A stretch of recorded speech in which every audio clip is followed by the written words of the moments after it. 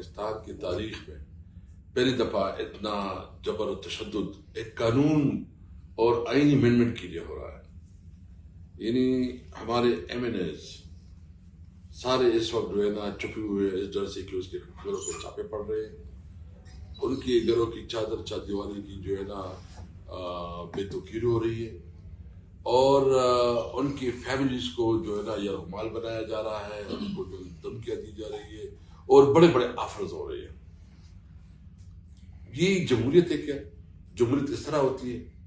اور پھر پارلیمنٹ جہاں ہم بیٹھے ہیں, مجھے بہت افسوس ہے کہ یہ پارلیمنٹ میں ہم جو آپ اپنے کو کہتے ہیں کہ ہم نے پوری ملک کے لیے قانون بنانا ہے, آئین بنانا ہے, ملک کے لیے پالیسی بنانے ہیں, ہم اپنے تحفظ نہیں کر سکتے.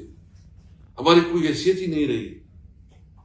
ہماری اگر اسمبلی میں بات ہو تو بات کو کوئی سنجیدہ نہیں لیتا. وجہ یہ ہے کہ اس وقت عملاً ملک میں مارشل لا ہے. عملاً برائے نام ایک کیبنٹ بیٹھی ہے جو کہ جعلی حکومت ہے, جعلی مینڈیٹ سے بیٹھی ہے. یعنی آپ دیکھیں کہ شاہ محمود قریشی صاحب جو کہ ایک بہت بڑا نام ہے, بہت بڑی گدی ہے, ان کی بہو کو اٹھایا جا رہا ہے. مطلب جب آپ خواتین کی اتنی بے توقیری کریں گے, ڈس ریسپیکٹ کریں گے, بچوں کو اتنا زیادہ جو ہے نا آپ اس کی ساتھ ظلم اور جبر کرو گے, تو یہ کون سا قانون ہوگا؟ مجھے تو یہ شیم ڈیموکریسی ہے. مجھے تو اپنے آپ کو پارلیمنٹیرین کہتے ہوئے شرم آتی ہے. اور میں اب سمجھتا ہوں کہ اس سے جو ہم جیتے ہیں, یہاں بیٹھے ہیں, ہم عوام کی کوئی کام نہیں کر سکتے, ہم عوام کے لیے کوئی آواز نہیں اٹھا سکتے, ہماری آواز کی کوئی اہمیت نہیں, تو اس اسمبلی میں بیٹھنا جو ہے نا مجھے بیکار لگ رہا ہے. میں انتہائی ڈس اپوائنٹ ہوں اس پارلیمنٹ سے. مجھے اس وقت جمہوریت پہ بہت بڑا افسوس ہے. لیکن ایک بات ہے کہ یہ سب کچھ جبر اور ظلم جو ہو رہا ہے, اس کے باوجود ہم کھڑے ہوں گے اپنی لیڈر عمران خان کے ساتھ. ہم کھڑے ہوں گے, ہم اس ملک میں آئین کی بالادستی کے لیے اور قانون کی حکمرانی کے لیے کھڑے ہوں گے. ہم اس ظلم اور جبر کے خلاف کھڑے ہوں گے.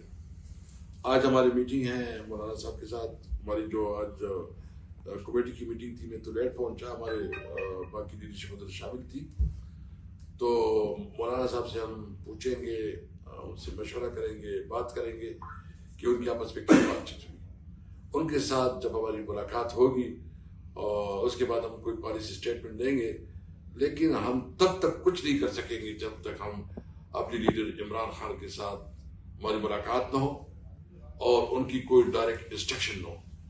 جب وہ جو انسٹرکشن دیں گے ہم ان کے ساتھ سارا سچویشن رکھیں گے, اس کے بعد آپ دیکھیں گے کیا کریں گے.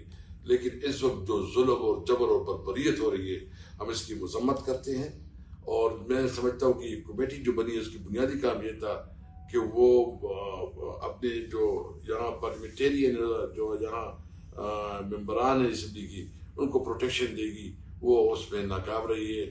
ابھی تک جتنے ہمارے ایم ایل ایز کے ساتھ جو سلوک ہو رہا ہے انتہائی افسوس کا ہے. یہ معاملہ مولانا کے سامنے بھی رکھیں گے, آپ کے ایم این ایز کے ساتھ یہ ہو رہا ہے, اور آئینی ترمیم سے پہلے وہ یہ میک شور کرنے کی کوشش کریں حکومتی رابطوں کے نتیجے میں کہ یہ سب نہ ہو, یا جو آپ کے گرفتار ایم این ایز ہیں جن کا آپ کے ساتھ رابطہ نہیں ہے ان کو فوری رہا کیا جائے. بالکل, مولانا صاحب سے بھی ٹیک اپ کریں گے. اور کل ہم نے احتجاج رکھا ہے پوری ملک میں.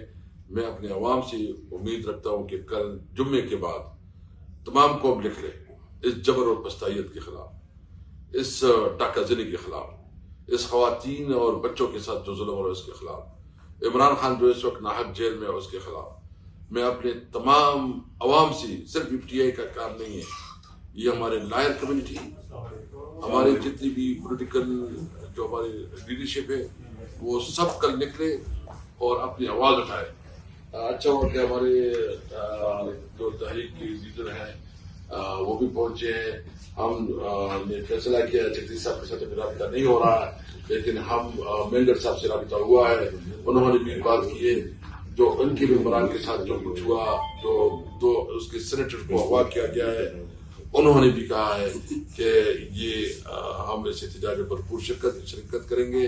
علامہ صاحب بھی تشریف لائے, وہ بھی بات کر لیں گے, اور حامد رضا صاحب بھی بات کر لیں گے. یہ ہم اپنے جو تحریک تحفظ آئین ہے اس کے ذریعے جو ہے نا وہ حامد صاحب اس کا اعلان کریں گے کہ وہ بھی اس احتجاج میں بھرپور شرکت